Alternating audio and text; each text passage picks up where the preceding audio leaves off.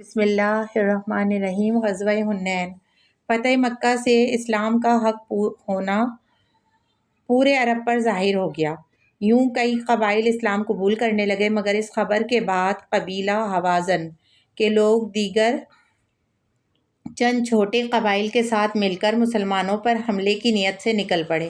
اللہ کے آخری نبی صلی اللہ علیہ وآلہ وسلم کو جب خبر ملی تو آپ 12,000 فوج لے کر روانہ ہوئے۔ مکہ اور طائف کے درمیان میں حنین نامی جگہ پر اسلامی لشکر کا کافروں سے سامنا ہوا۔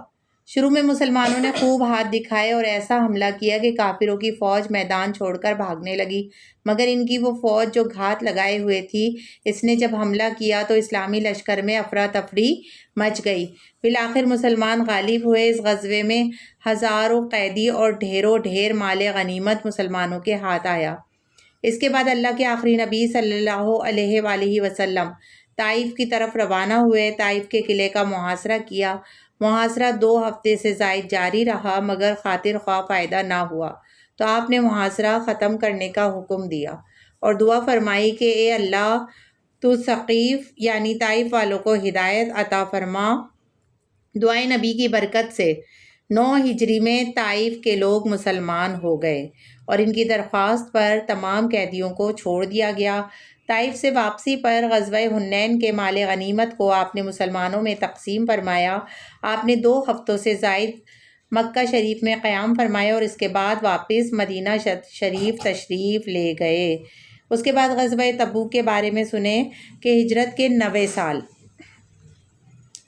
سال ماہ رجب میں غزوہ تبوک کا معرکہ پیش آیا۔ مدینہ اور شام کے درمیان ایک جگہ ہے جس کا نام تبوک ہے۔ اسے جیش العسرہ یعنی تنگ دستی کا لشکر بھی کہا جاتا ہے۔ اس کا سبب یہ بنا کہ مدینے میں خبر پہنچی کہ رومیوں اور عرب عیسائیوں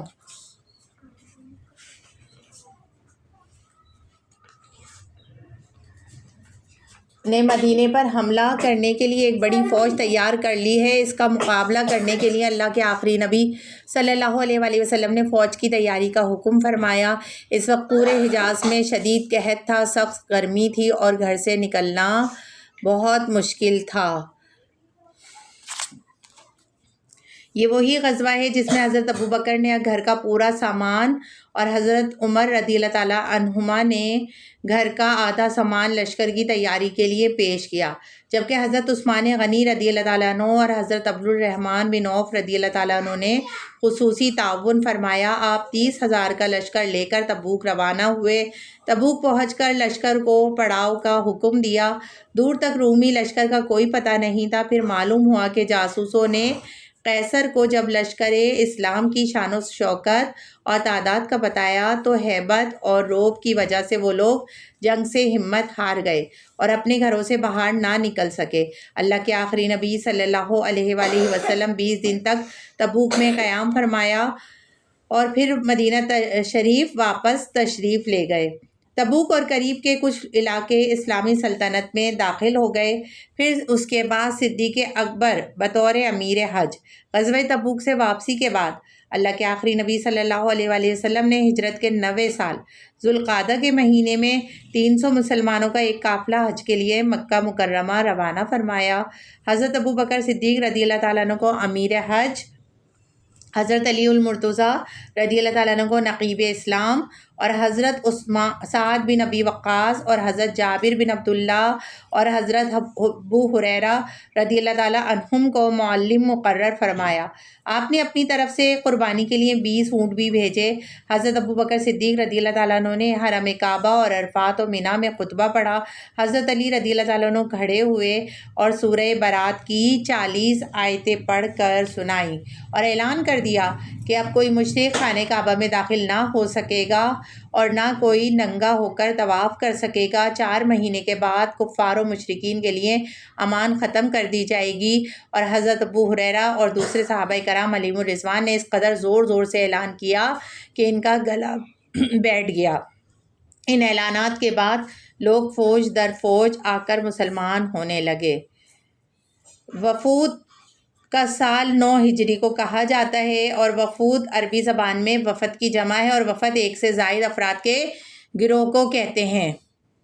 اللہ کے آخری نبی صلی اللہ علیہ وسلم نے تبلیغ اسلام کے لیے ہر طرف مبلغین کو بھیجنا شروع کر دیا۔ ان میں سے بعض تو مبلغین کے سامنے دعوت اسلام قبول کر کے مسلمان ہو جاتے، جبکہ بعض قبائل اس بات کے خواہش مند ہوتے کہ براہ راست بارگاہ نبوت میں حاضر ہو کر جمال نبوت کی زیارت کریں اور اپنے اسلام کا اظہار کریں۔ اسی لیے کچھ لوگ اپنے اپنے قبیلوں کے نمائندے بن کر مدینہ شریف آتے اور خود بانی اسلام اللہ کے آخری نبی صلی اللہ علیہ وسلم کی زبان سے دعوت اسلام کا پیغام سن کر اپنے اسلام کا اعلان کرتے اور پھر واپس اپنے اپنے قبیلوں میں جا کر انہیں بھی مسلمان کرتے۔ اس طرح کے وفود مختلف زمانوں میں مدینہ شریف آتے رہے، مگر فتح مکہ کے بعد تو گویا سارے عرب میں اسلام کا ڈنکا مچ گیا۔ ٹھیک ہے، ڈنکا بج اٹھا۔ کثرت سے وفود آنے کی وجہ کیا تھی بچوں؟ بہت سے قبائل پہلے ہی اسلام کی حقانیت کے قائل ہو چکے تھے، مگر قریش کے ڈر اور دباؤ کی وجہ سے اسلام قبول نہیں کر سکتے تھے۔ فتح مکہ نے اس رکاوٹ کو دور کر دیا۔ اب اسلام کی تعلیمات اور قرآن کے مقدس پیغام نے ہر ایک کے دل پر سکہ بٹھا دیا، جس کا نتیجہ یہ نکلا کہ جو لوگ پہلے اسلام کی بات سننا گوارا نہیں کرتے تھے، اب پروانہ وار شمع رسالت مصطفیٰ جان رحمت صلی اللہ علیہ وآلہ وسلم پر نثار ہونے لگے۔ سچے نبی کی تعلیمات اور کردار سے متاثر ہو کر یہ لوگ گروہ در گروہ آپ کی خدمت میں دور دراز سے وفود کی صورت میں حاضر ہوتے اور اپنی خوشی سے قبولیت اسلام کی سعادت پا کر شرف صحابیت کا تاج سر پر سجا کر ہمیشہ کی سعادتیں اپنے مقدر میں لکھ پاتے۔ فتح مکہ کے بعد 9 ہجری میں تو اتنی کثرت سے وفود آئے کہ اس سال کا نام ہی سنۃ الوفود یعنی وفود کے آنے کا سال پڑ گیا۔ ایک قول کے مطابق اس سال تقریباً 60 وفود 60 حضور علیہ السلام کی بارگاہ میں حاضر ہوئے۔ آپ قبائل سے آنے والے وفود کے استقبال اور ان سے ملاقات کے لیے خاص اہتمام فرماتے۔ ہر وفد کے آنے پر آپ نہایت عمدہ کپڑے زیب تن فرما کر تشریف لاتے، ان سے ملاقات کے لیے مسجد نبوی میں ایک ستون سے ٹیک لگا کر نشست فرماتے، پھر ہر ایک وفد سے خندہ پیشانی کے ساتھ گفتگو فرماتے اور ضروری عقائد و احکام اسلام کی تعلیم و تلقین بھی فرماتے اور ان مہمانوں کو اچھے اچھے مکانوں میں ٹھہراتے، ان کی مہمان نوازی کا خاص خیال رکھتے اور ہر وفد کو تحائف بھی عطا فرماتے۔ ان وفود میں سے ایک وفد کندہ تھا۔ یہ لوگ یمن کے اطراف میں رہتے تھے۔ اس قبیلے کے 70 یا 80 افراد بہت سج دج کے مدینے آئے، بالوں میں کنگھی، ریشم کے جبے پہنے، جسم پر ہتھیار سجائے مدینہ شریف کی آبادی میں داخل ہوئے۔ جب بارگاہ رسالت میں حاضر ہوئے تو اللہ کے آخری نبی صلی اللہ علیہ وآلہ وسلم نے ان سے پوچھا، کیا تم نے اسلام قبول کر لیا ہے؟ سب نے عرض کی جی ہاں۔ آپ نے فرمایا، پھر تم نے ریشمی لباس کیوں پہن رکھا ہے؟ یہ سنتے ہی ان لوگوں نے ریشمی جبوں کو جسموں سے اتار دیا اور ریشم کے بقیہ ٹکڑے بھی لباسوں سے پھاڑ کر جدا کر ڈالے۔ وفد فزارہ، ان میں سے ایک وفد فزارہ تھا۔ یہ 20 افراد کا وفد تھا۔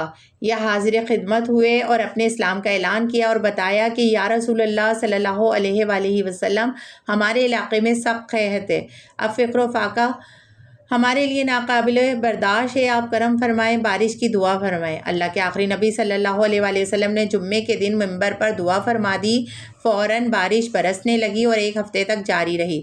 دوسرے جمعے کو جب اللہ کے آخری نبی صلی اللہ علیہ وآلہ وسلم خطبہ ارشاد فرما رہے تھے تو ایک اعرابی نے عرض کیا، یا رسول اللہ صلی اللہ علیہ وآلہ وسلم، بارش کی کثرت کی وجہ سے مویشی ہلاک ہونے لگے، بال بچے بھوک سے بے قرار ہونے لگے اور تمام راستے بند ہو گئے ہیں۔ آپ دعا فرمائیں کہ یہ بارش پہاڑوں پر برسے، کھیتوں پر نہ برسے۔ آپ نے دعا فرما دی تو بادل شہر مدینہ سے کٹ گئے۔ یوں 8 دن کے بعد مدینے میں سورج نظر آیا، اور پتہ ہے بادل کٹ گئے تھے نا بچوں، ایسا لگ رہا تھا کہ ایک پیالہ ہے، مدینہ شہر ایسا لگ رہا تھا ایک پیالہ ہے اور پیالے کے ارد گرد بادل ہیں اور وہاں بارش ہو رہی تھی، بس بیچ میں نہیں ہو رہی تھی مدینہ شہر میں۔ وفد قبیلہ سعد بن بکر، ان میں سے ایک وفد قبیلہ سعد بن بکر کے سردار حضرت زمام بن صولبہ رضی اللہ تعالیٰ عنہ کے ساتھ آئے۔ سرخ و سفید رنگت، لمبے بالوں کے مالک ہونے کے ساتھ بڑے خوبصورت آدمی تھے۔ یہ اللہ کے آخری نبی صلی اللہ علیہ وآلہ وسلم کے پاس آئے اور کہا، اے عبد المطلب کے بیٹے، میں آپ سے چند چیزوں کے بارے میں سوال کروں گا اور سوالات میں سختی کروں گا، آپ مجھ سے ناراض مت ہو جائیے گا۔ آپ نے فرمایا تم جو چاہو مجھ سے پوچھ سکتے ہو۔ پھر اس نے مکالمہ یہ کیا، میں آپ کو اس خدا کی قسم دے کر جو آپ اور تمام انسانوں کا پروردگار ہے پوچھتا ہوں، کیا اللہ پاک نے آپ کو ہماری طرف اپنا رسول بنا کر بھیجا ہے؟ آپ نے فرمایا ہاں۔ میں آپ کو خدا کی قسم دے کر یہ سوال کرتا ہوں، کیا نماز، روزہ، حج، زکوٰۃ اللہ پاک نے ہم پر فرض کی ہے؟ آپ نے فرمایا ہاں۔ آپ نے جو کچھ فرمایا میں اس پر ایمان لایا، اور میں زمام بن ثعلبہ ہوں۔ میری قوم نے مجھے اس لیے آپ کے پاس بھیجا ہے کہ میں آپ کے دین کو اچھی طرح سمجھ کر اپنی قوم بنی سعد بن بکر تک اسلام کا پیغام پہنچا دوں۔ پھر یہ اپنے وطن پہنچے اور ساری قوم کو جمع کر کے پہلے بتوں کی مذمت بیان کی، پھر اسلام کی حقانیت پر ایسی زبردست تقریر فرمائی کہ رات بھر میں قبیلے کے تمام مرد و عورت مسلمان ہو گئے، اور ان لوگوں نے بتوں کو اپنے ہاتھوں سے پاش پاش کر ڈالا، اپنے قبیلے میں مسجد بنا لی، اور تمام اسلامی احکامات پر عمل کرنے والے پکے مسلمان بن گئے۔ اور بھی کئی وفد اللہ کے آخری نبی صلی اللہ علیہ وآلہ وسلم کی بارگاہ میں حاضر ہوئے اور دولت ایمان سے مشرف ہوئے۔